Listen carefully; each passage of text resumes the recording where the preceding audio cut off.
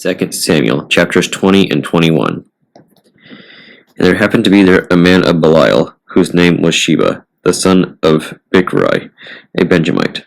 And he blew a trumpet, and said, We have no part in David, neither have we inheritance in the son of Jesse. Every man to his tent, O Israel.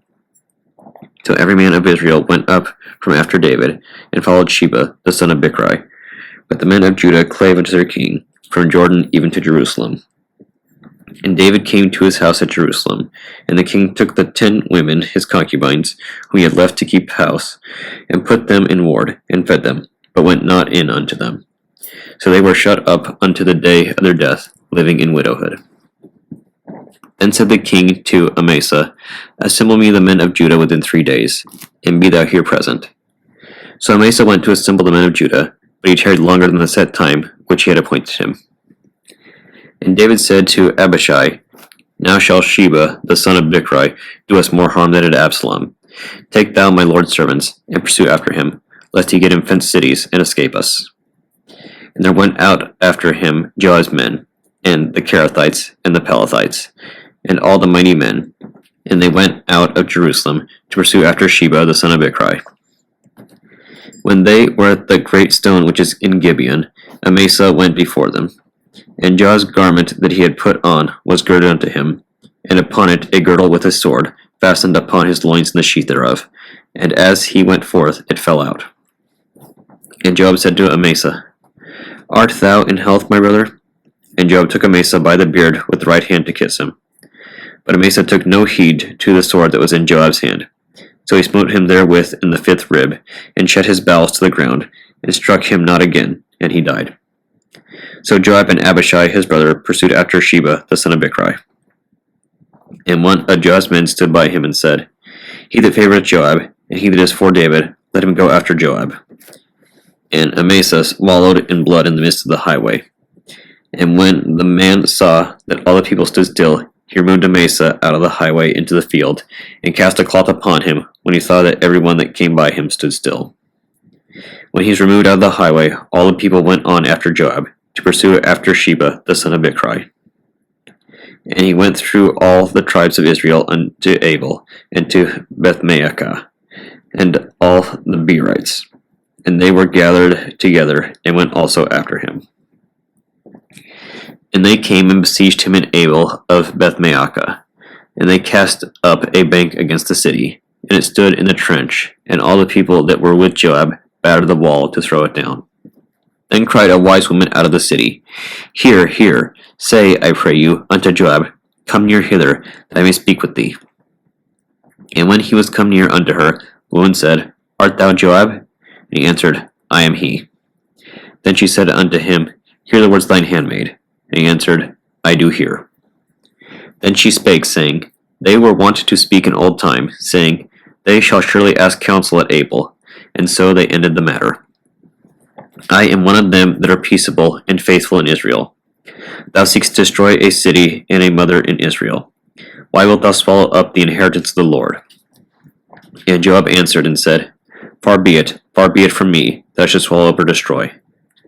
The matter is not so, but a man of Mount Ephraim, Sheba, the son of Bichri, by name, hath lifted up his hand against the king, even against David. Deliver him only, and I will depart from the city. And the woman said unto Joab, Behold, his head shall be thrown to thee over the wall. Then the woman went up unto all the people in her wisdom, and they cut off the head of Sheba, the son of Bichri, and cast it out to Joab.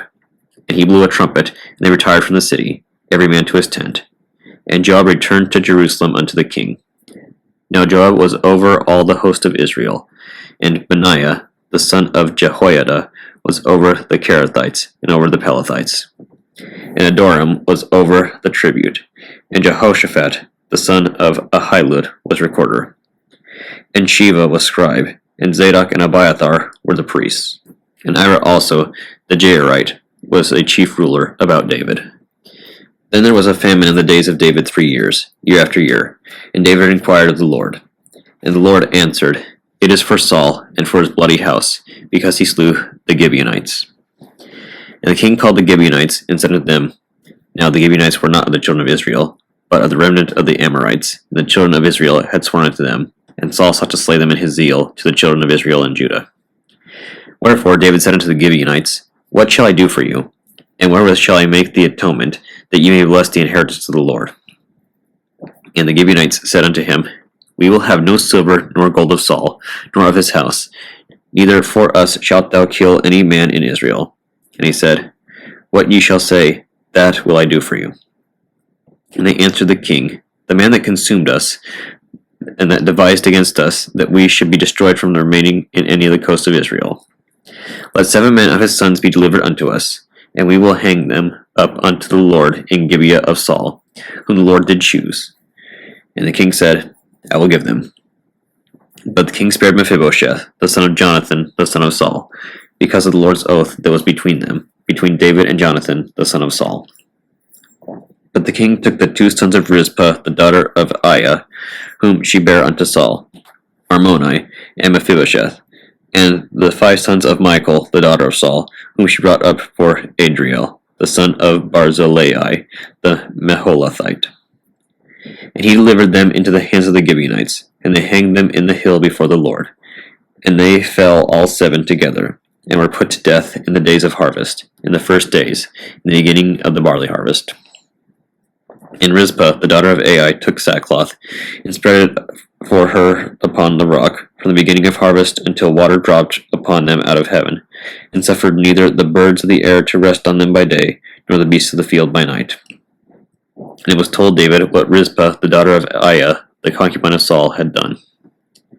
And David went and took the bones of Saul and the bones of Jonathan his son from the men of Jabesh Gilead, which had stolen them from the street of Bethshan, where the Philistines had hanged them, when the Philistines had slain Saul in Gilboa.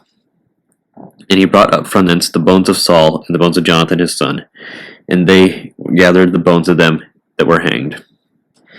The bones of Saul and Jonathan his son buried they in the country of Benjamin in Zillah, in the sepulchre of Kish his father, and they performed all that the king commanded. And after that God was entreated for the land. And moreover the Philistines had yet war again with Israel. And David went down, and his servants with him, and fought against the Philistines, and David waxed faint. And Ishbi-benob, which was of the sons of the giant, the weight of whose spear weighed 300 shekels of brass in weight, he, being girded with a new sword, thought to have slain David. But Abishai, the son of Zeruiah, succored him, and smote the Philistine, and killed him. Then the men of David sware unto him, saying, Thou shalt go no more out with us to battle, that thou quench not the light of Israel.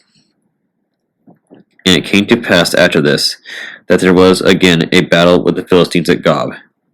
Then Sibbecai, the Hushathite, slew Saph, which was of the sons of the giant. And there was again a battle in Gob with the Philistines, where Elhanan, the son of Jaareoregim, a Bethlehemite, slew the brother of Goliath the Gittite, the staff of whose spear was like a weaver's beam. And there was yet a battle in Gath, where was a man of great stature, that had on every hand 6 fingers, and on every foot 6 toes, 24 in number. And he also was born to the giant. And when he defied Israel, Jonathan, the son of Shemaiah, the brother of David, slew him. These 4 were born to the giant in Gath, and fell by the hand of David, and by the hand of his servants. Psalm 119, verses 17 through 32. Gimel. Deal bountifully with thy servant, that I may live, and keep thy word. Open thou mine eyes, that I may behold wondrous things out of thy law. I am a stranger in the earth, hide not thy commandments from me. My soul breaketh for the longing that it hath unto thy judgments at all times. Thou hast rebuked the proud that are cursed, which do err from thy commandments. Remove from me reproach and contempt, for I have kept thy testimonies. Princes also did sit and speak against me, but thy servant did meditate in thy statutes. Thy testimonies also are my delight and my counselors. Daleth. My soul cleaveth unto the dust. Quicken thou me according to thy word. I have declared my ways, and thou heardest me. Teach me thy statutes. Make me to understand the way of thy precepts. So shall I talk of thy wondrous works. My soul melteth for heaviness. Strengthen thou me according to thy word. Remove from me the way of lying, and grant me thy law graciously. I have chosen the way of truth. Thy judgments have I laid before me.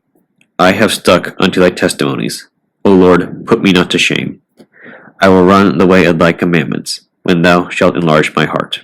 Proverbs chapter 21, verses 11 through 15. When the scorner is punished, the simple is made wise, and when the wise is instructed, he receiveth knowledge. The righteous man wisely considereth the house of the wicked, but God overthroweth the wicked for their wickedness. Whoso stoppeth his ears at the cry of the poor, he also shall cry himself, but shall not be heard. A gift in secret pacifieth anger, and a reward in the bosom strong wrath. It is joy to the just to do judgment, but destruction shall be to the workers of iniquity. Ecclesiasticus chapter 49. The remembrance of Josias is like the composition of the perfume that is made by the art of the apothecary. It is sweet as honey in all mouths, and as music at a banquet of wine. He behaved himself uprightly in the conversion of the people, and took away the abominations of iniquity. He directed his heart unto the Lord. In the time of the ungodly he established the worship of God. All, except David and Ezekias and Josias, were defective, for they forsook the law of the Most High. Even the kings of Judah failed. Therefore he gave their power unto others, and their glory to a strange nation. They burnt the chosen city of the sanctuary, and made the streets desolate, according to the prophecy of Jeremiah. For they entreated him evil, who nevertheless was a prophet, sanctified in his mother's womb, that he might root out, and afflict, and destroy, that he might build up also, and plant. It was Ezekiel who saw the glorious vision, which was showed him upon the chariot of the cherubims. For he made mention of the enemies, under the figure of the rain, and directed them that went right. And of the 12 prophets let the memorial be blessed, and let their bones flourish again out of their place, for they comforted Jacob, and delivered them by assured hope. How shall we magnify Zorobabel? Even he was a signet on the right hand.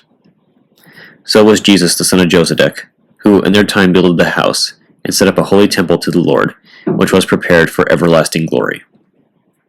And among the elect was Nehemiah, whose renown is great, who raised up for us the walls that were fallen, and set up the gates and the bars, and raised up our ruins again. But upon the earth was no man created like Enoch, for he was taken from the earth.